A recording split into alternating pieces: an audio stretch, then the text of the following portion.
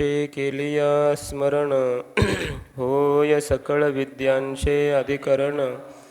तेचे वंदू श्रीचरण श्री गुरूंचे, ते नमस्कारुनी आता.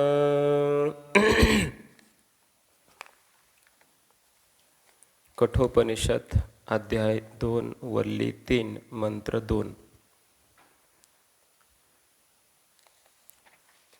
मागच्या मंत्रामध्ये आपण पाहिलं की एका वृक्षाच्या रूपकातून संसाराचं वर्णन केलं आहे. संसार हा एक अश्वत्थ नावाचा वृक्ष आहे. त्याचं मूळ ब्रह्म आहे, वर आहे. त्याच्या शाखा खाली पसरलेल्या आहेत. अश्वत्थ असं त्याचं नाव आहे.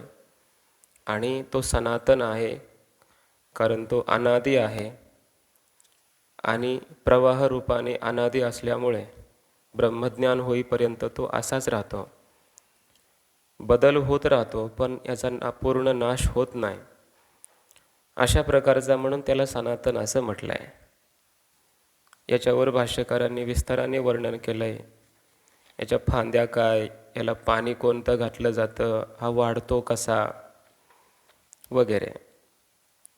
याचं जे मूळ आहे, कारण आहे, ते शुक्र आहे, शुद्ध आहे. त्यालाच परब्रह्म म्हणतात, त्यालाच अमृत असं म्हणतात.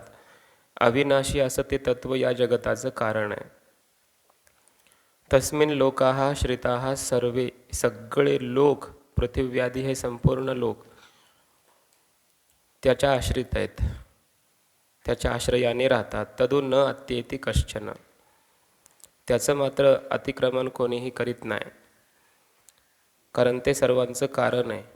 घट ज्याप्रमाणे मृत्तिकेचं अतिक्रमण करू शकत नाही, त्याप्रमाणे हे जगत परमात्म्याचं अतिक्रमण करू शकत नाही. असा आपण मागच्या मंत्रामध्ये विचार केलेला आहे. हा जो दुसरा मंत्र आहे त्याचं अवतरण बघा. यद विज्ञानात अमृताः भवन्ति इति उच्यते, जगतो मूलम तदेव न अस्ति ब्रह्म असतः एव इदं निसृतम इति. यद विज्ञानात, ज्या स्वरूपाचं यथार्थ ज्ञान झाल्याच्या नंतर अमृताः भवन्ति, साधक अमृत होतात, अविनाशीच होतात. इति उच्यते, असं पाठीमागे सांगितलं आहे. जगतो मूलम, जगताचं मूल म्हणून तदेव न अस्ति ब्रह्म, जगताचं मूलम म्हणून जे ब्रह्म सांगितलं मागच्या मंत्रामध्ये, तद नास्ति एव, ते ब्रह्म तर नाहीच. मग हे जगत कसं झालं आहे, तर असतः एव इदम निसृतम, हे जगत असतपासूनच प्रादुर्भूत झालेलं आहे, प्रकट झालेलं आहे. अर्थात हा शून्यवाद, शून्यवादाची शंका या ठिकाणी केलेली आहे. ब्रह्म वगैरे काही नाही, सगळं शून्य आहे, असत आहे. आणि असतपासूनच हे संपूर्ण जगत निर्माण झालेलं आहे. ब्रह्म वगैरे नाही. ज्याचं ज्ञान झाल्याने मुक्त होतात साधक, असं ब्रह्म नाही. जगताचं मूल म्हणून जे ब्रह्म सांगितलं असं ब्रह्म नाही. मग काय आहे हे सगळं, तर असतपासून, असतः एव इदम अशी एक श्रुती आहे. असतपासूनच हे सगळं जगत उत्पन्न झालं आहे, अर्थात शून्यचं तत्व आहे. असं जर कोणी म्हणेल तर तन्न असं तुम्हाला म्हणता येत नाही, हे बरोबर नाही. का नाही, त्याचं कारण पुढच्या मंत्रामध्ये श्रुती माता सांगते. अर्थात शून्यवादाचं खंडन करणारी ही श्रुती आहे. यदिदं किंच जगत् सर्वं प्राण एजति निःसृतं, महद्भयं वज्रमुद्यतं, य एतद्विदुरमृतास्ते भवन्ति.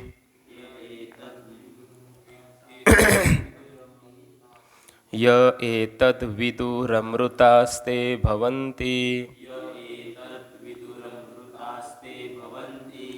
यदिदं किंच जगत्सर्वं प्राण एजति निःसृतं, महद्भयं वज्रमुद्यतं, य एतद्विदुरमृतास्ते भवन्ति.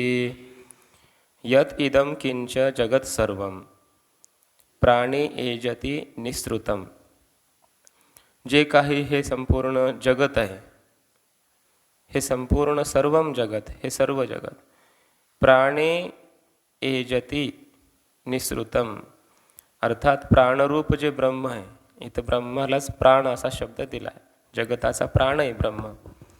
प्राणे एजती, प्राणे निसृतम एजती, त्या ब्रह्मस्वरूपामध्येच ते प्रकट होऊन चेष्टावान होतं, क्रिया करीत आहे. जगतामध्ये जी क्रिया चालली ती ब्रह्मस्वरूपाच्याच ठिकाणी चालली. ते ब्रह्मापासूनच निर्माण होऊन ब्रह्मावरच ह्या संपूर्ण जागतिक क्रिया सुरू आहेत. असं जे ब्रह्म आहे ते महद भयम वज्रम उद्यतम, उद्यतम वज्रम, हे महान भयरूप आहे. जे द्वैत पाहणारे, शून्य पाहणारे, ब्रह्माला परमात्म्याला न मानणारे असे जे लोक आहेत, किंवा त्या ब्रह्माच्या शासनामध्ये राहणारे असे जे लोक आहेत, ते सगळ्यांसाठी हे ब्रह्म म्हणजे महान भयरूप आहे. अर्थात ईश्वर असा याचा अर्थ घ्यायचा. त्या ईश्वराला सगळे घाबरतात. जणू काही ते ब्रह्म कसं आहे, उद्यतम वज्रम, हातामध्ये एक वज्र घेऊन उभं आहे. तसा एखादा मालक हातामध्ये काठी घेऊन, वज्र घेऊन काही उभा राहतो, मग त्याला घाबरून सगळे नोकर कामं करतात.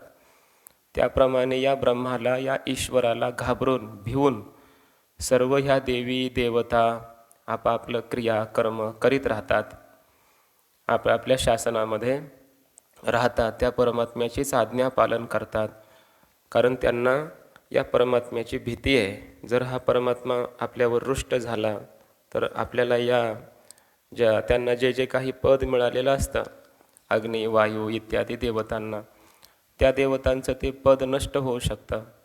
म्हणून त्या ईश्वराला, ईश्वररूप ब्रह्माला हे सगळे घाबरून राहतात, असा याचा अर्थ आहे.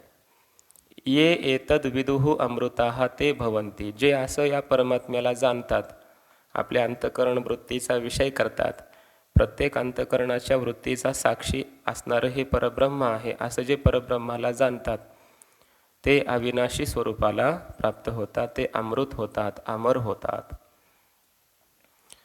यदिदं किंच यत्किंच इदं जगत सर्वं प्राणे परस्मिन् ब्रह्मणि सति एजति कंपते ततः एव निसृतं निर्गतं सत् प्रचलति नियमेन चेष्टते. प्राणरूप ब्रह्मापासूनच प्रकट होऊन हे संपूर्ण जगत चंचल झालं आहे, क्रियावान झालेलं आहे, नियमाने चेष्टा करीत आहे. जर शून्य याचं कारण असतं तर ते असं झालं नसतं, जगतामध्ये क्रिया झाली नसती. जगताचं कारण ब्रह्म आहे आणि ते प्राणरूप आहे. प्राण यांच्यामध्ये असल्यामुळे क्रिया होते की नाही. प्राण जर नसेल तर क्रिया होत नाही. ह्या प्राणरूपाने कोण आहे? ब्रह्मच आहे. पण प्राणाच्या रूपानं असणारं ब्रह्म यांचं अधिष्ठान यांच्या आतमध्ये आहे, म्हणून हे जगत किंवा जगतातील सर्व लोक चंचल होत आहेत, क्रियावान होत आहेत.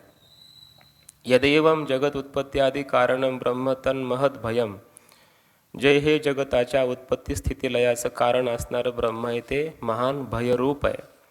महच्च तद्भयंच इति बिभेति अस्मादिति महद भयम, ज्याच्यापासून सगळे घाबरतात म्हणून ते महान भयरूप आहे. वज्रम उद्यतम इव वज्रम, ज्याप्रमाणे वज्र हातामध्ये घेतलेला एखादा पुरुष असावा त्याप्रमाणे. यथा वज्र उद्यतकरम स्वामिनम अभिमुखीभूतं दृष्ट्वा भृत्या नियमेन तच्छासने वर्तन्ते, तथा इदं चंद्रादित्य ग्रह नक्षत्र तारकादि लक्षणं जगत्सेश्वरं नियमेन क्षणम अपि अविश्रांतं वर्तते इति उक्तं भवति. ज्याप्रमाणे एखाद्या हातामध्ये वज्र काही शस्त्र घेऊन उभा असलेल्या त्या स्वामीला बघून सेवक काय करतात? घाबरतात आणि त्याच्या शासनामध्ये आपापली कामं करीत राहतात. त्याप्रमाणे हे चंद्र, आदित्य, सूर्य, ग्रह, नक्षत्र, तारे हे सगळेच जगत, संपूर्ण विश्व हे त्या ईश्वराच्या द्वारा अधिष्ठित होतं, त्याची आज्ञा घेऊन. मग अविश्रांत म्हणजे कधीही न थांबता आपापली ही क्रिया करीत राहतात. जसा वायूने क्षणभरी उगे नसावे, पावके दहावे, वर्षावे जळे, हे आज्ञा माझी. परमात्म्याच्या या आज्ञेने हे सगळे वायू एक क्षणभर स्वतः थांबत नाही. जणू काही तो एखाद्या आपल्या मालकाला घाबरून सेवक जसं काम करतो तसा हा वायू सारखा विचरण करतोय. तो कुणाला घाबरतो? ज्याला घाबरतो ते ब्रह्म म्हणजे ईश्वर आहे, परमात्मा आहे. अग्नी काय करतो? जाळण्याचंच काम करतो, कधी थंड होत नाही. ही आज्ञा कोणाची आहे? ईश्वराची आहे, असा याचा अर्थ आहे. अर्थात हे परमात्म्याचं ईश्वरत्व, शासकत्व या ठिकाणी सांगितलं आहे. ये एतद विदुः स्वात्मप्रवृत्ती साक्षीभूतम एकम ब्रह्म अमृताः अमरणधर्मानः ते भवन्ति. असं जे जाणतात, कसं परमात्म्याला जाणतात? आपल्या प्रत्येक अंतःकरणाच्या वृत्तीचा साक्षीभूत आत्मा आहे, ब्रह्म आहे, असं जे जाणतात. अंतःकरणातील प्रत्येक वृत्ती निर्माण झाली, त्या वृत्तीचा साक्षी कोण आहे? ब्रह्म आहे. आणि ते ब्रह्म कोण आहे? मी आहे. ते ब्रह्मरूप साक्षी मी आहे, म्हणून ही अंतःकरण वृत्ती उठते, अंतःकरण वृत्तीविषयांना जाणते. हे जाणण्याचं जी क्रिया करत आहे इंद्रियांच्या द्वारा, प्रत्येक वृत्ती उत्पन्न होते, ते ब्रह्म याचं अधिष्ठान आहे. म्हणून असं परब्रह्म मी आहे याचं अधिष्ठान आहे, म्हणून ह्या अंतःकरणाच्या वृत्ती क्रियाशील होतात. असं जे आत्मस्वरूपाला यथार्थ जाणतात ते अमृत होतात, म्हणजे अमरण धर्माणः. त्यांना कधीही पुन्हा मृत्यू प्राप्त होत नाही. अमरण धर्मा असे ते होतात साधक.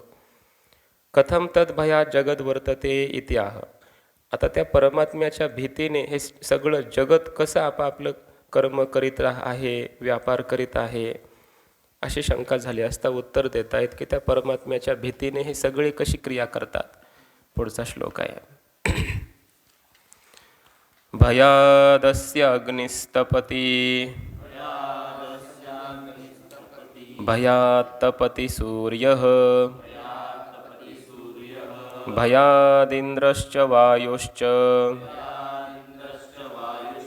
मृत्युर्धावति पंचमः. भयादस्याग्निस्तपति भयात्तपति सूर्यः भयादिन्द्रश्च वायुश्च मृत्युर्धावति पंचमः. भयात अस्य अग्निः तपति. अस्य भयात अग्निः तपति. अग्नी याच्याच भीतीने काय करतोय? तापतो, म्हणजेच दहन करतोय, जाळतोय, दाह करतोय. नाहीतर त्याला जर कुणाची भीती नसती तर एखाद्या दिवशी तो शांत झाला असता, थंड झाला असता. पण कधीच तो थंड होत नाही, शीत होत नाही. तो गरमच आहे, उष्णच आहे, प्रकाशच देतोय. का? तर आपले क्रिया कर्म कधी सोडतच नाही. कुणाला तरी घाबरतोय ना, मग ज्याला घाबरतोय ते परब्रह्म आहे.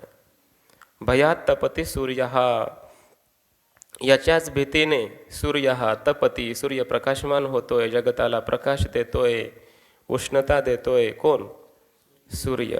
सूर्य म्हणत नाही मला एक दिवस चंद्रासारखा शीतल प्रकाश द्यायचा आहे, असं सूर्य कधी म्हणत नाही, किंवा त्याला तसं करता पण येत नाही. अर्थात त्याच्या पाठीमागं कोणीतरी काठी घेऊन उभं आहे आणि त्याला सांगताय की तो सूर्य प्रकाशच दिला पाहिजे आणि तो प्रकाश उष्णच असला पाहिजे. असा कोण आहे? तो परमात्मा आहे. भयाद इंद्रश्च वायुश्च. या परमात्म्याच्या भीतीने इंद्र पावके दहावे वर्षावे जळे. काय? पाठी इंद्र होऊनी वर्षे. इंद्र होऊनी कोण वर्षाव करतोय? परमात्माच. म्हणजे इंद्राला आज्ञा कोणाची आहे? परमात्म्याची. या परमात्म्याच्या भीतीने इंद्र वर्षाव करतोय मेघाच्या रूपाने. वायुच. वायूसुद्धा सतत वहन करतोय या त्रैलोक्यामध्ये. यथाकाश स्थितो नित्यम वायू सर्वत्र गो महान. सतत हा फिरतोय.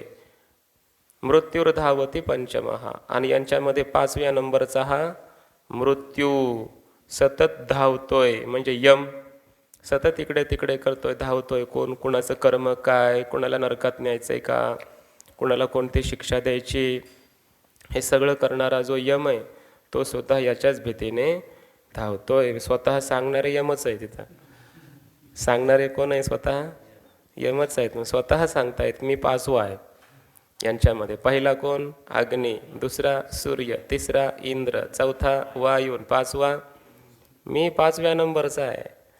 म्हणजे माझ्याही पुढं कोणीतरी शासक आहे असं नको समजू की मीच सर्वश्रेष्ठ ईश्वर आहे, असं नाही. मी सुद्धा 5व्या नंबरचा आहे आणि मलासुद्धा कोणीतरी स्वामी आहे, मालक आहे. त्याच्या भीतीने सतत मला ही कामं करावी लागतात. मृत जीवांना घेऊन यावं लागतं इथं आणि त्यांना त्यांची शिक्षा द्यावी लागते. हे काम मला लावलं आहे त्या परमात्म्याने, ईश्वराने, असं बोलतायत. कोण? परमात्मा, यम. अर्थात परमात्म्याच्या भीतीने हे सगळे अशा प्रकारची क्रिया करीत आहेत. जगतामध्ये कोणी कधी आपापली क्रिया सोडित नाही किंवा विपरीत करत नाही, उलट करत नाही. कोणी कधी शांत होत नाही. हे सारखे यांच्या क्रिया सुरूच असतात. समजलं ना? मग कोणाची भीती येते? परमात्म्याची. म्हणून तर आपण परमात्म्याची भक्ती केली पाहिजे. हे चंद्र, सूर्य, अग्नी, इंद्र, वायू, मृत्यूदेव हे सगळे ज्याच्या आज्ञेमध्ये आहेत, बरोबर ना? ऐसा तू समर्थ ब्रह्मांडाचा धनी, असा परमात्मा जगताचा मालक आहे. म्हणून त्याचीच आपण जर भक्ती केली तर हा मृत्यू काय करणार आहे आपल्याला? सूर्य काय करणार आहे? सूर्य आपल्याला जाळू शकत नाही, अग्नी जाळू शकत नाही, आपल्याला वायू उडवून लावू शकत नाही, आपल्याला मृत्यू आपल्यावर घालू शकत नाही, जर परमात्म्याचीच कृपा झाली तर. सर्वात मोठं उदाहरण कुणाचं आहे आपल्याकडे? नाम प्रल्हाद उच्चारे तया सोडवी नरहरी. भक्त प्रल्हादाला हे सगळेच आले की नाही. अग्नी जाळू शकला नाही, काहीच नाही. वायू उडवून लावू शकला नाही, मृत्यूनं घातला नाही, विष दिला, सगळ्या प्रकारचे प्रयोग केले, काहीच झालं नाही. का? यांचा जो स्वामी परमात्मा तोच वश झालेला आहे. त्याचं नामस्मरण केलं आहे, त्याची भक्ती केली, त्यामुळे हे कोणी काही करू शकत नाही. कुत्रं अंगावर उडी मारू शकतं, पण त्याच्या मालकानं जर म्हटलं अरे अरे काय त्याचं नाव, टॉमी की लगेच कुत्रं काय करतं? मालकाकडं जातं. मग आपल्या अंगावर उडी मारीन का? मारू शकत नाही. तसे हे सगळे परमात्म्याच्या आज्ञेमध्ये क्रिया करतात. म्हणून आपण भक्ती करावी परमात्म्याची किंवा ज्ञान मिळवावं परमात्म्याचं. आपल्या जीवनाचं साध्य दोनच असावं, एक तर ज्ञान मिळवा, नाही तर भक्ती करा, किंवा ज्ञानरूप भक्ती करा किंवा ज्ञानोत्तर भक्ती करा. ज्ञान आणि भक्ती, आणि त्यासाठी लागतं ते तीव्र वैराग्य, विवेक, वैराग्य. हे याच्या पलीकडं जगतामध्ये मिळवण्यासारखं काही नाही आहे. तरच आपल्याला अभय प्राप्त होतं, अन्यथा यांची भीती आपल्याला आहेच. मग भयाद भीत्या परमेश्वरस्य अग्निस्तपती, भयात तपती सूर्य, भयात इंद्रश्च वायुश्च मृत्युर्धावती पंचमा. सरळ अर्थ आहे. आता हे पाहिलंयच आपण. परमेश्वराच्या भीतीने अग्नी तापतो, सूर्य तापतो, इंद्र, वायू, मृत्यू हे सगळे धावतायत, आपली क्रिया करतायत. नहि ईश्वराणाम लोकपालानाम समर्थानाम सताम नियंता चेत वज्र उद्यत करवत न स्यात् स्वामी भयभीतानाम इव भृत्यानाम नियताः प्रवृत्ती उपपद्यते. व्यतिरेकाने सांगतायत आचार्य की जर यांचा ईश्वर परमात्मा नसता, यांचा मालक नियंता, जर पाठीमागे कोणी ईश्वर नसता, तर कधीतरी हे काय झाले असते, सारखे असे धावले नसते. वायू कधीतरी कंटाळला असता, आज मला झोपू द्या म्हणला असता, कंटाळलो मी सारखा. बघा ना तुम्ही, रात्रंदिवस वायू धावतोय. आपण रात्रीचं झोपतो, शांत आराम करतो. वायूला आहे का कधी आराम? सूर्याला कधी आराम आहे का? सारखं सूर्याचं भ्रमण सुरू आहे ब्रह्मांडाला. यद्यपि पृथ्वी सूर्याभोवती फिरते, पण सूर्य ब्रह्मांडाला प्रदक्षिणा करतोय सारख्या. एक क्षणभर सुद्धा तो स्थिर नाही आहे.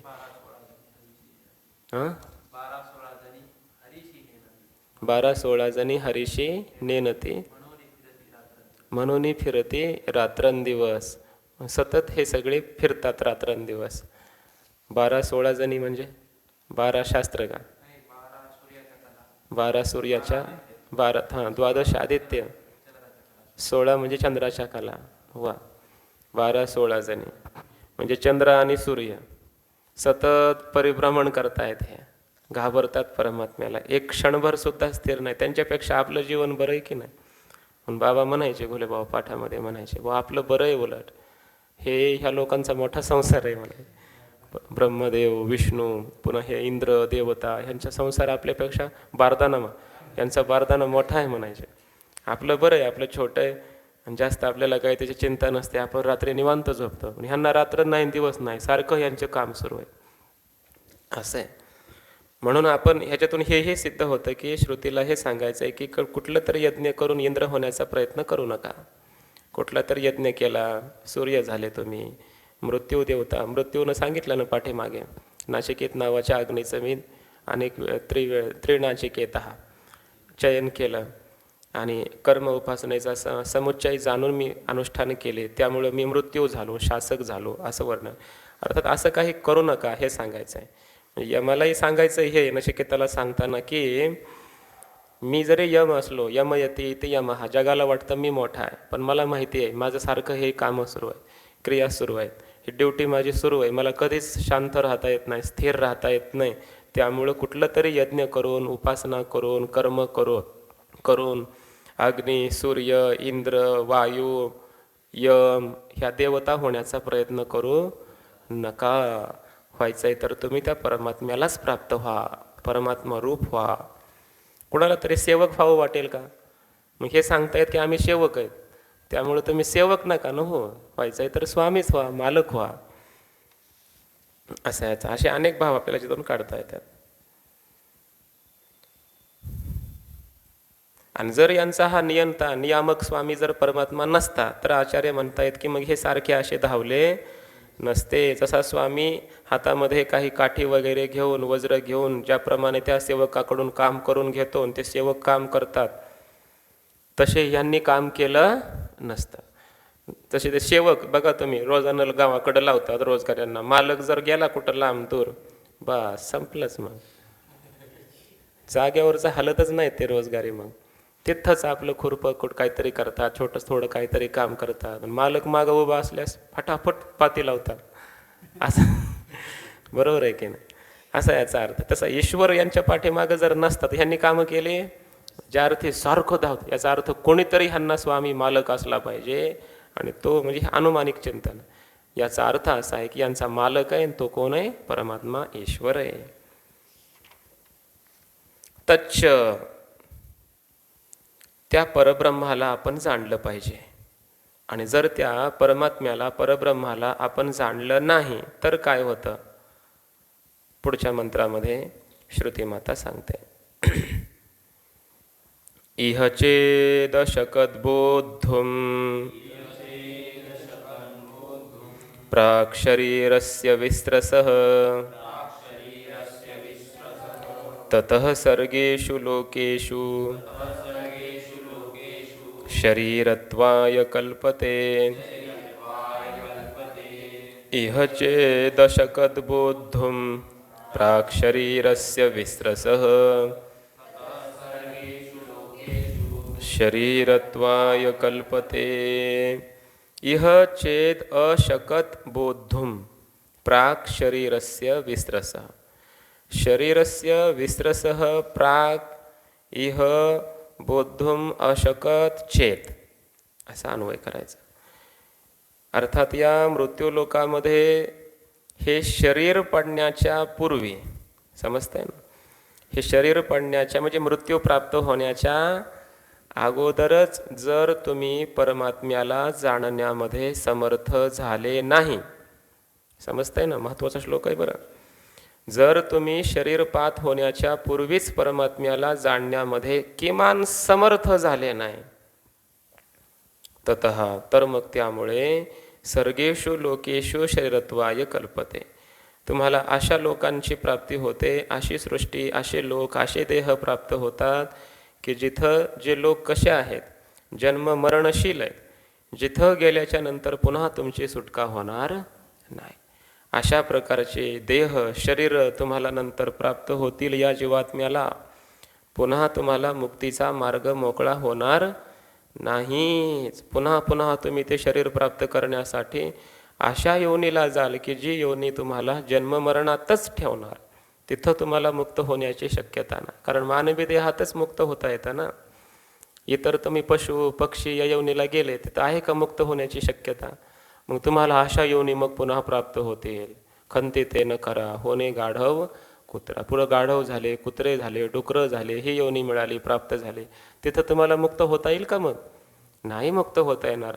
त्यामुळं मानवी देह मिळाला आहे ना, तर मग हे शरीर पडण्याच्या पूर्वी अगोदरच असा प्रयत्न करा, अशी साधना करा की त्या परमात्म्याला जाणण्यामध्ये समर्थ व्हा, अधिकारी व्हा. समजतंय ना? असा याचा अर्थ आहे. एकतर जाणाच त्या परमात्म्याला, लक्षात घ्या बरं, परमात्म्याला जाणलंच पाहिजे. या मानवी देहाचं वैशिष्ट्यच ते आहे. आयुष्याच्या साधने सच्चिदानंद पदवी घेणे, हे खरं साधन आहे. याचं साध्य काय? सच्चिदानंद पदवी ही प्राप्त केलीच पाहिजे या मानवी देहामध्ये. नाही केले तर मग पुन्हा दुसरीकडे चान्स नाही. गेला, मग तुमची संधी गेली, चान्स गेला, असं त्याचा अर्थ होतो. म्हणून श्रुती माता सांगते, एक तर ब्रह्मज्ञानच मिळवा. येऊन या मनुष्यपणा, जो न साधे या ब्रह्मज्ञाना, तो लांडा गर्दभ जाना, पुच्छ बिना दो पायी. 2 पायाचं बिना शेपटीचं गाढव आहे म्हटले ते, की ज्याने हे मानवी देह शरीर प्राप्त करूनही ब्रह्मज्ञान प्राप्त केलं नाही, असं आहे.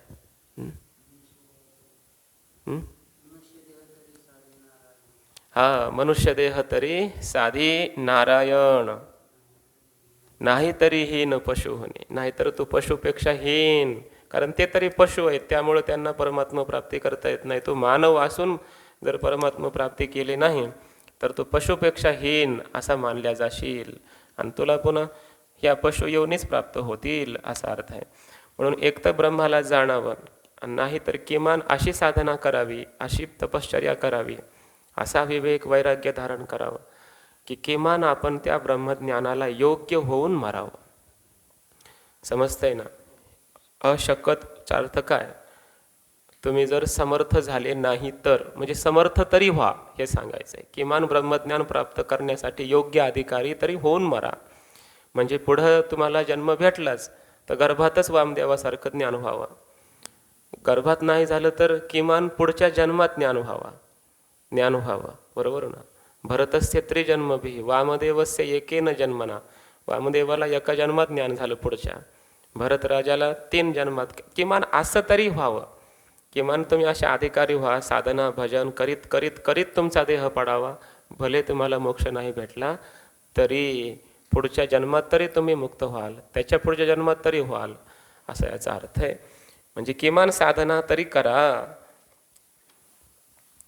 म्हणजे वेग करावा. बरं, वेग केला तो का म्हणे, वेग करा हरिभजनी. कारण प्रत्येक क्षण आपल्या हातात नाही आहे. पुढचा क्षण आपण जिवंत राहू की नाही आपल्या हातात नाही. म्हणून क्षणक्षणाहाची करावा विचार.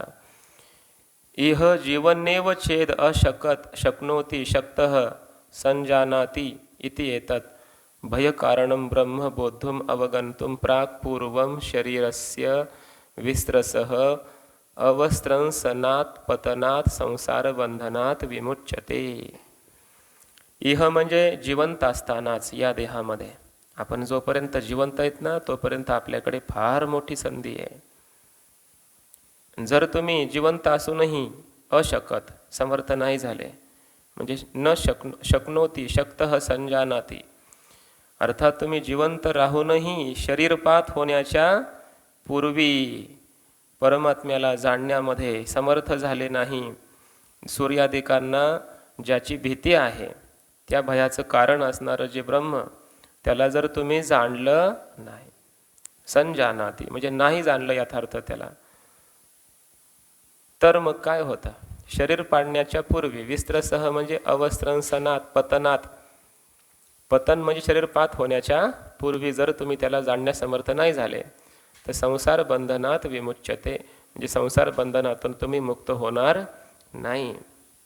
न चेत अशकत बोद्धुम ततः अनवबोधात सर्गेषु सृज्यन्ते येषु स्रष्टव्याः प्राणिनः इति सर्गाः पृथिव्यादयः लोकाः तेषु सर्गेषु लोकेषु शरीरत्वाय शरीरभावाय कल्पते समर्थो भवति शरीरं गृह्णाति इत्यर्थः. तस्मात् शरीर विस्रंसनात प्राक आत्मबोधाय यत्नः आस्थेयः. जर तुम्ही अशकत, समर्थ नाही झाले बोद्धुम जाणण्यामध्ये परमात्म्याला, ततः त्या कारणाने, मग अनवबोधात परमात्म्याला न जाणल्यामुळे, सर्गेषु त्याचा अर्थ करतात सृजन्ते येषु स्रष्टव्याः प्राणिनः इति सर्गः. ज्या ठिकाणी प्राणी वगैरे अनेक प्रकारचे जीव निर्माण केले जातात. असे लोक, पृथ्वी वगैरे हे असे सगळे लोक, या लोकांमध्ये तुम्ही शरीर प्राप्त करण्यासाठी पुन्हा पुन्हा समर्थ व्हाल. म्हणजे पुन्हा पुन्हा तुम्हाला जन्ममरणाला सामोरं जावं लागेल. पुन्हा तुम्ही मुक्त होणार नाही. अशा योनी तुम्हाला प्राप्त होतील जर तुम्ही जाणलं नाही परमात्म्याला तर. तस्मात म्हणून काय केलं पाहिजे? शरीर पात होण्याच्या पूर्वीच आत्मज्ञानासाठी प्रयत्न केला पाहिजे. समजतंय ना? ऐशी दशा येईल पुढे, तो मन होईल वेडे, तव चिंतूनी ठेवी रोकडे आत्मज्ञान. आत्ता आपण ते आत्मज्ञान शोधून ठेवलं पाहिजे, त्याला मिळवून ठेवलं पाहिजे. नाहीतर पुढं मग अशी दशा आहेच आहे. वृद्धापकालामध्ये कुठं ब्रह्मज्ञान होणार आहे? वृद्धापकालात नाही झालं तर पुन्हा अनेक प्रकारच्या योनी प्राप्त होणार आहेत. पण ब्रह्मज्ञान प्राप्त होण्यासाठी योग्य जर देह कोणता असेल तर मानवी देह. पण या देहातच तुम्ही प्रयत्न करा असं भाष्यकारांनी या ठिकाणी म्हटलेलं आहे. यस्मात् इह एव आत्मनः दर्शनम आदर्शस्थस्य एव इव मुखस्य स्पष्टम उपपद्यते न लोकांतरेषु ब्रह्मलोकाद अन्यत्र सच दुष्प्रापः कथम इति उच्यते. यस्मात् ज्या कारणाने की इह एव या मानवी देहातच आत्मनः दर्शनम आत्मस्वरूपाचे यथार्थ ज्ञान होऊ शकतं. कसं होऊ शकतं? आदर्शस्थस्य इव मुखस्य स्पष्टतया स्पष्टम उपपद्यते. ज्याप्रमाणे आपलं मुख आपण आरशामध्ये स्पष्ट स्वच्छ आरशामध्ये आपलं प्रतिबिंब आपण जसं स्पष्ट रूपाने पाहू शकतो, तसं याच मानवी बुद्धीमध्ये स्वच्छ शुद्ध बुद्धीमध्ये आपण आत्मदर्शन करू शकतो, आत्मबोध प्राप्त करून घेऊ शकतो. न लोकांतरेषु अन्य लोकांमध्ये अन्य देहामध्ये गेल्यावर आपल्याला हे ब्रह्मज्ञान होऊ शकत नाही. ब्रह्मलोकात अन्यत्र म्हणजे ब्रह्मलोक सोडून. म्हणजे ब्रह्मलोकात गेलात तर तिथं तुम्हाला ब्रह्मज्ञान होईल. तिथं ब्रह्मज्ञान होण्याची योग्यता आहे, कारण ते देह अत्यंत शुद्ध पवित्र अशा प्रकारचे असतात. पण मग ब्रह्मलोक कसा आहे? सच दुष्प्रापः. एवढं सोपं आहे का ब्रह्मलोक प्राप्त होणं? आयुष्यामध्ये जो कधी थट्टा मस्करी करताना सुद्धा खोटं बोलला नाही, येशाम न जिम्मम अनृतम तेशाम ब्रह्मलोकः. पुढे येणार आहे आपल्याला काही मुंडकोपनिषदामध्ये श्रुती येणार आहेत. ज्यांनी आयुष्यामध्ये कधीच खोटं बोललं नाही, म्हणजे थट्टेमध्ये सुद्धा सहज बोललो असं म्हणतो ना, असं सुद्धा जे कधी खोटं बोलत नाहीत त्यांना ब्रह्मलोक प्राप्त होतं. आपण तर दिवस जात नाही आपला खोटं बोलल्याशिवाय काहीतरी. कसा ब्रह्मलोक? सच दुष्प्रापः. आचार्य म्हणतात ब्रह्मलोक प्राप्त होणं काय आपल्याला अत्यंत अप्राप्त कठीण आहे.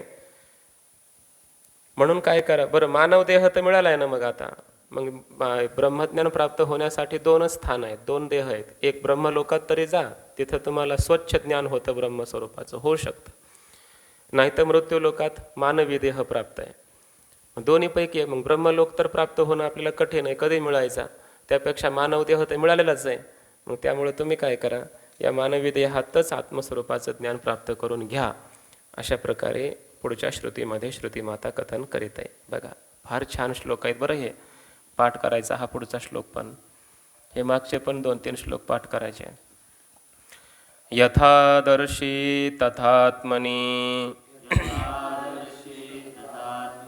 यथा स्वप्ने तथा पितृलोके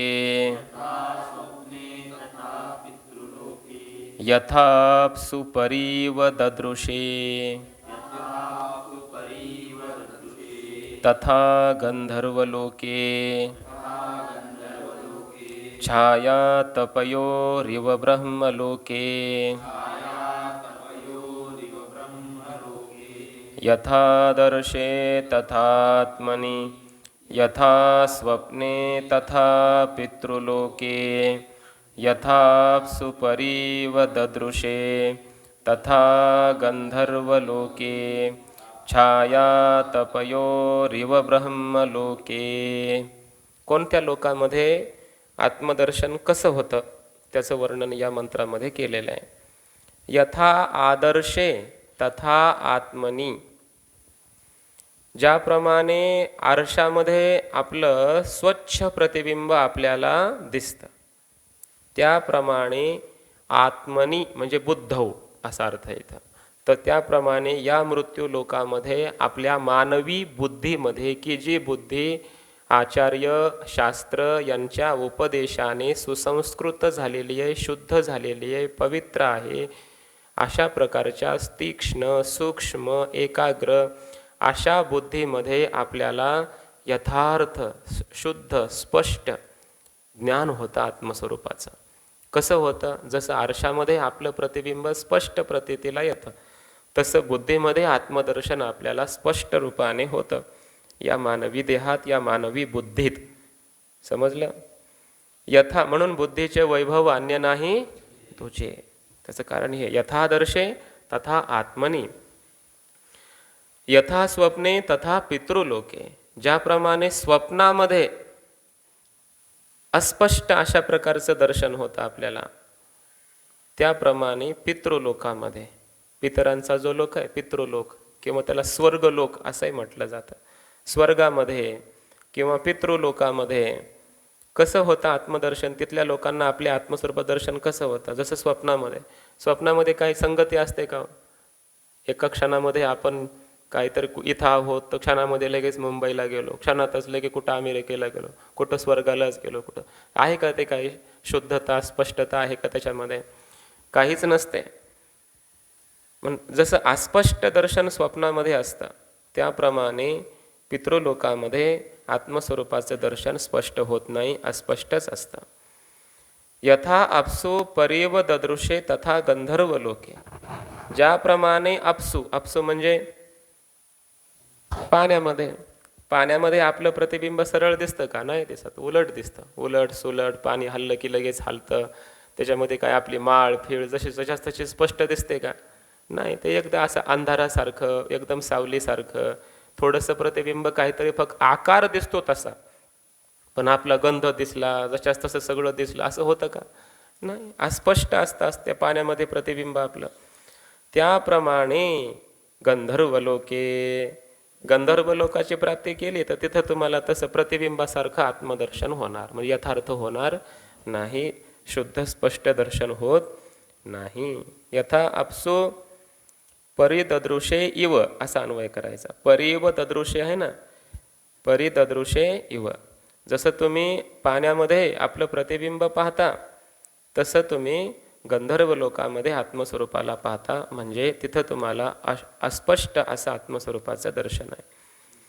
छाया तपयोरिव ब्रह्मलोके. आता ब्रह्मलोकामध्ये कसं आहे म्हणले ब्रह्मदर्शन आत्मदर्शन कसं होऊ शकतं आत्मज्ञान?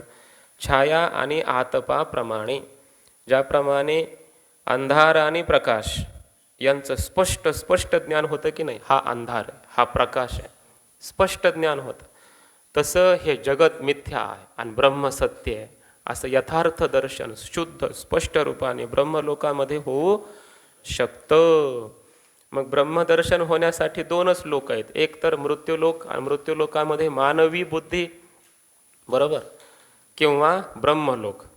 दोन ठिकाणीच आत्मस्वरूपाचं शुद्ध दर्शन ज्ञान होऊ शकतं. बाकीच्या कोणत्याही लोकांमध्ये आत्मस्वरूपाचं यथार्थ ज्ञान होऊ शकत नाही. मग सांगायचं आहे काय, तर ब्रह्मलोक तर तुम्हाला प्राप्त नाही, बरोबर ना. मग आहे प्राप्त मृत्यूलोक. बरं, मानव बुद्धी तुम्हाला प्राप्त झाली तर मग आता या बुद्धीतच तुम्ही काय करा, परमात्म दर्शनच करा असा उपदेश करायचा आहे. यथादर्शे प्रतिबिंबभूतम आत्मानं पश्यति लोकाः अत्यंत विविक्तम तथा इह आत्मनि स्वबुद्धौ आदर्शवन निर्मलीभूतायां विविक्तम आत्मनः दर्शनम भवति इत्यर्थः. ज्याप्रमाणे आरशामध्ये आपण आपलं प्रतिबिंब पाहतो, म्हणजे स्वतःला पाहतो, लोक म्हणजे सगळे जीव पाहतात, कसं पाहतात? अत्यंत विविक्त स्पष्ट रूपाने. त्याप्रमाणे आपल्या या मानवी बुद्धीमध्ये आरशाप्रमाणे जी निर्मल आहे, शुद्ध आहे, स्वच्छ आहे, अशा प्रकारची जी बुद्धी सुसंस्कारित असलेली, अशा बुद्धीमध्ये आत्मस्वरूपाचं दर्शन विविक्त होतं, म्हणजे स्पष्ट रूपाने दर्शन आत्मस्वरूपाचं होतं. यथा स्वप्ने अविविक्तम जागृत वासनोद्भूतम तथा पितृलोके अविविक्तम एव दर्शनम आत्मनः कर्मफल उपभोगासक्तत्वात्. ज्याप्रमाणे स्वप्नामध्ये अत्यंत अस्पष्ट असं दर्शन होतं आपल्याला, कारण जागृतीच्या वासनांनीच ते काय झालेलं आहे, उद्भूत झालेलं आहे. कोण? स्वप्न. जागृती जागताजवळ तव जेने ध्याने डोळा लागत खेवो देखिजे तेची स्वप्नी. तेच स्वप्नामध्ये आपल्याला पाहायला मिळतं. बरोबर ना? मग जागृतीच्या वासना, बरं ते सगळं अस्पष्ट अशुद्ध असतं. आपण जागृतीमध्ये काही एकच विचार करतो असं नाही. कधी हा विचार केला, कधी तो केला, कधी गावाकडचा, कधी आपला कीर्तनाचा, कधी अभंग, कधी पाठाचा. आणि सगळे वासना एकत्र मिक्स होतात त्या मिक्सरमध्ये घेतल्यासारखं, आणि मग स्वप्न पडतं.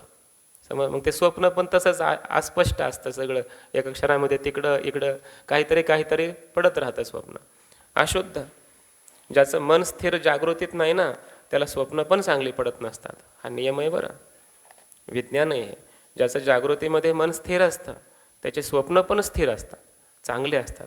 म्हणजे काही इकडचं तिकडचं त्याला पडत नाही.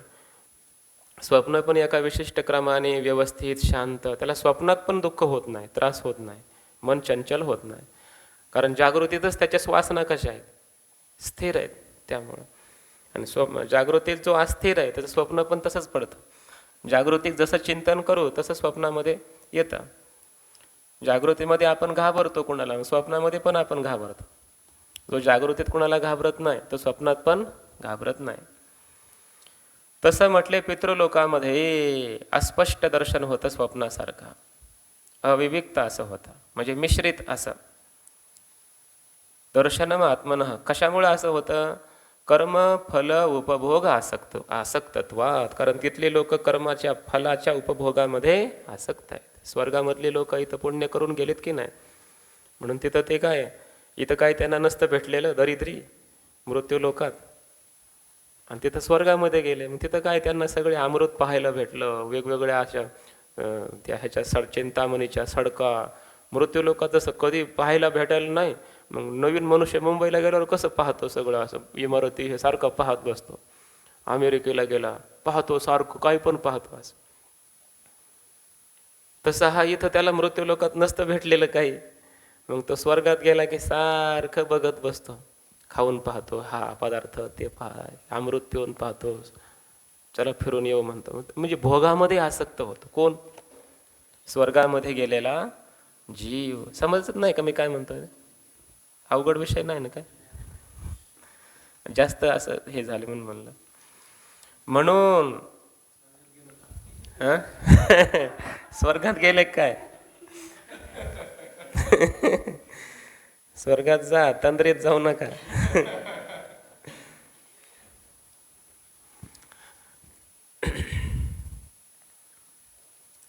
कर्मफलभोगामध्ये आसक्त असतात. त्यामुळे त्या तिथल्या देवांना, पितृलोकातील देवतांना आपल्या आत्मस्वरूपाकडे त्यांना दर्शन होत नाही. मग ते सुद्धा तिथं काय, स्वप्नामध्ये जसं इकडं तिकडं आपण फिरतो की नाही, तसं स्वप्नासारखे त्यांना काही पण भोगायला मिळतात. इकडं तिकडं प्रकट होतात, संकल्पातच त्यांचा इथून गायब होतात, तिकडं प्रकट होतात. त्याच्यातच ते आसक्त. कधी जागृती, ते स्वप्नामध्येच असतात थोडक्यामध्ये. जसं स्वप्नातले आपलं स्वप्न असते की नाही, तसं ते स्वप्नात असल्यासारखेच असतात. कधी जागृतीत यावं त्यांना वाटतही नाही. अशा प्रकारे भोगासक्त जीव असल्यामुळे त्यांना आत्मज्ञान प्राप्त होत नसतं.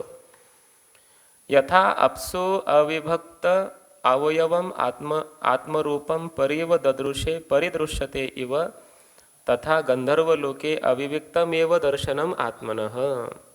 ज्याप्रमाणे पाण्यामध्ये आपलं प्रतिबिंब कसं अविविक्त, म्हणजे अस्पष्ट रूपाने प्रतीतीला येतं.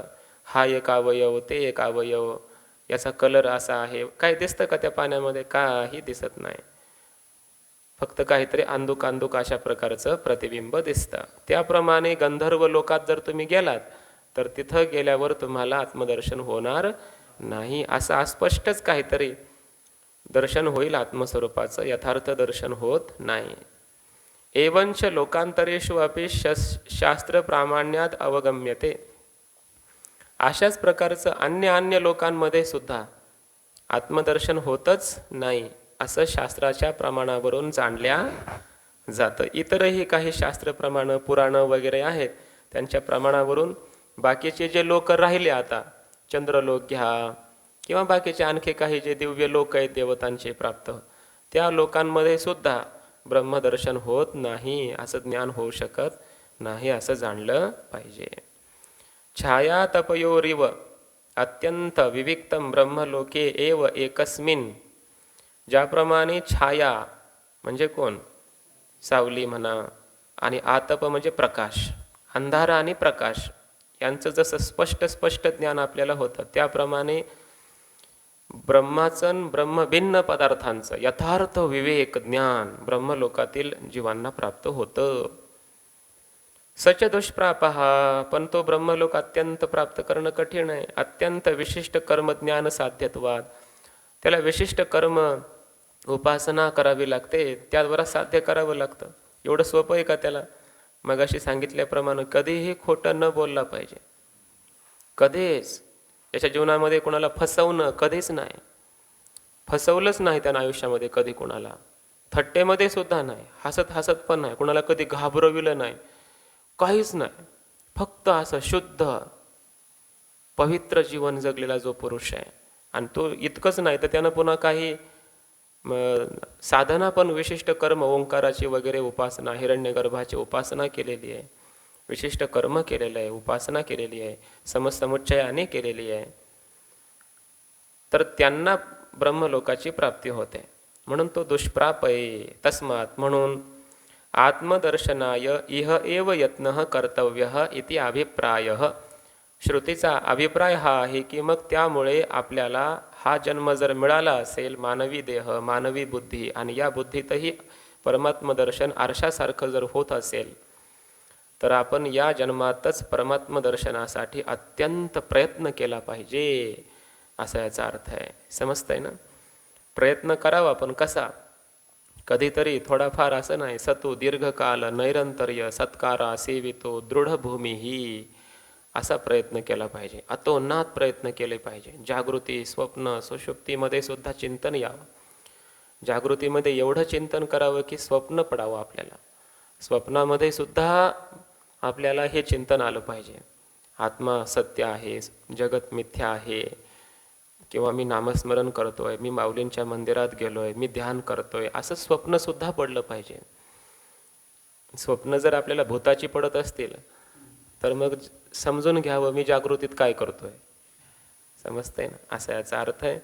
म्हणजे आपण प्रयत्न केला पाहिजे, घाई केली पाहिजे. आल्यानो संसारा उठा वेग करा, शरण जा उदारा पांडुरंगा. आपण वेग केला पाहिजे. तो का म्हणे, वेग करा हरिभजनी, किंवा अनित्यम सुखम लोकम इमम प्राप्य भजस्व माम. हा अनित्य आणि असुखात्मक असणारा हा मृत्यूलोक मिळवून प्राप्त करून तू काय कर, माझं भजन कर, मला लवकर शरण ये, असा याचा अर्थ आहे. तरी झडझडोनी वहिला निघ, ये भक्तीची वाटे लाग, जी आपावसी अव्यंग निजधाम माझे. नाहीतर मग नाही त्या यमाशी करुणा, बाहेर काढिता कुडी प्राणा, ओढाळ सापडे जैसे धन्या, चोर यातना धरी जेतो, असा याचा अर्थ आहे. दिली इंद्रिये हातपाय कांडोळे मुख बोलावया वचन, जेणे तू जोडसे नारायण, नासे जीवपण भवरोग. यासाठी आपण प्रयत्न केला पाहिजे. पण भाष्यकार पुन्हा पुन्हा सांगताय, श्रुती माता सुद्धा पुन्हा पुन्हा या मंत्रांच्या द्वारा सांगते की तुम्ही या मानवी देहातच परमात्म्याला जाणण्यामध्ये समर्थ नाही झालात तर तुम्हाला असे जन्म प्राप्त होतील की ज्या जन्मात तुम्हाला कधीही ब्रह्मज्ञान पुन्हा होणार नाही आणि पुन्हा पुन्हा जन्म मरणच मिळतील. म्हणून जसं आरशामध्ये आपलं प्रतिबिंब स्पष्ट दिसतं तसं या मानवी बुद्धीमध्ये आत्मदर्शन होतं आपल्याला. म्हणून तुम्ही या जन्मातच प्राप्त करा. पितृलोकामध्ये स्वप्नासारखं, गंधर्व लोकामध्ये पाण्यातील प्रतिबिंबासारखं, असंच इतर लोकांमध्ये अस्पष्ट ब्रह्मदर्शन आहे. ब्रह्मलोकामध्ये छाया आणि आतपाप्रमाणे आहे, पण ब्रह्मलोक प्राप्त होणं कठीण आहे. म्हणून तुम्ही या मानवी देहातच परमात्मा प्राप्ती करून घ्या, परमात्म्याचं ज्ञान मिळवा, त्याची भक्ती करा, किमान त्याला जाणायला किंवा त्याला प्राप्त करायला समर्थ व्हा, अधिकारी व्हा, योग्य व्हा, तपस्वी व्हा, विवेकवान व्हा, वैराग्यवान व्हा. अंतःकरणामध्ये जगतातील कोणताही विषय आपल्या गेला नाही पाहिजे. नचिकेताप्रमाणे वैराग्य असावं आपला. या जगातलं काहीच नको, त्यालाच ब्रह्मज्ञान होतं. बरं, या जगतातील कोणतीही आसक्ती असेल आपल्याला थोडीही, परमार्थातली सुद्धा, तरीही ब्रह्मज्ञान होत नाही. ते शुद्ध ब्रह्म शुद्ध आहे आणि ब्रह्माचं ज्ञानही शुद्ध आहे. मग ते अशुद्धामध्ये कसं येईल? समजतंय ना? ब्रह्म कसं आहे? तदेव शुक्रम तद ब्रह्म. गेलं का नाही मागे? ते शुक्र म्हणजे काय? अत्यंत शुद्ध स्वच्छ आहे. कोण? ब्रह्म. आणि त्याचं ज्ञान पवित्र आहे. नाही ज्ञान सदृशम पवित्रमिह विद्यते तत् स्वयं योग संसिद्ध कालेनात्मनि विंदते. म्हणजे ज्ञानासारखी पवित्र वस्तू नाही ज्ञानोबा राय म्हणतात जगामध्ये. म्हणून ज्ञान हे अमृताची चवी निवडीजे तरी अमृताची सारिखी म्हणजे तैसे ज्ञान हे उपमिजे. ज्ञानेसीची अमृताची चव कशी? अमृतासारखीच. तसं ज्ञान पवित्र कसं? ज्ञानाच्या पावित्र्यासारखंच. तसं पावित्र्य जगात कशाचंही नाही. मग ब्रह्म पवित्र, ब्रह्माचं ज्ञान पवित्र, तर प्राप्त करणारा अपवित्र कसा चालेल? म्हणून त्याला प्राप्त करण्यासाठी अंतःकरण शुद्ध पाहिजे, पवित्र पाहिजे, सूक्ष्म पाहिजे, एकाग्र पाहिजे. एकाग्र म्हणजे त्याचा अग्र टोक एकच आहे, बास. देहम वा पातयामी कार्यम वा साधयामी. मला ब्रह्मज्ञानच मिळवायचं आहे, प्राप्त करायचं आहे, दुसरं मला काही नकोच आहे. जगताकडं त्याचं पूर्ण दुर्लक्ष आहे. असा जो एकनिष्ठ अनन्य झालेला जो साधक आहे याला तीव्र जिज्ञासा म्हणतात. अशी तीव्र जिज्ञासा प्राप्त असलेला जो पुरुष आहे त्यालाच ब्रह्मज्ञान प्राप्त होतं नचिकेताप्रमाणे. असा या कठोपनिषदाचा प्रतिपाद्य विषय आहे. एकतर आपण त्याला जाणावंच, कारण शास्त्र असं सांगतं या परमात्म स्वरूपाला न जाणता जर तुम्ही या लोकातून गेलात तर तुम्ही मग कोण आहात? कृपण आहात. आणि तुम्ही जर परमात्म्याला जाणून हा देह सोडला तर तुम्ही ब्राह्मण आहात. यो वै एतद अक्षरम अविदित्वा गार्गी अस्माल लोकात प्रैती सकृपणः.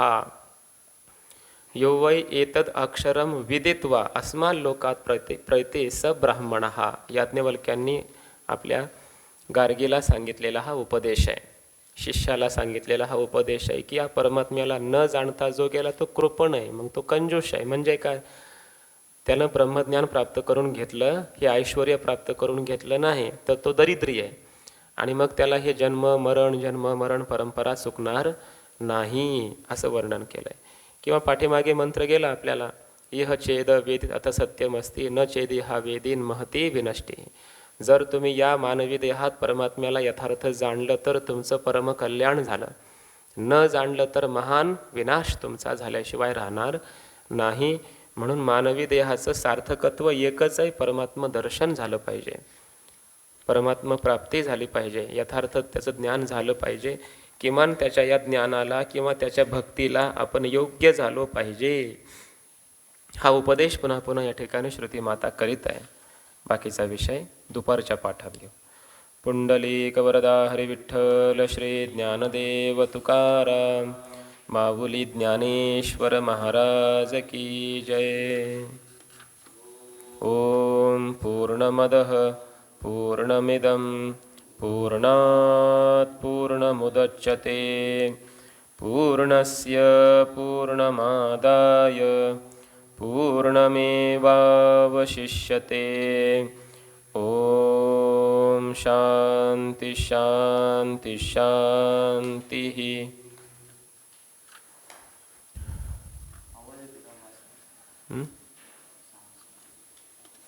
कशाचं? मला काही कळत नाही इकडं. थोडा थोडा येतोय ना.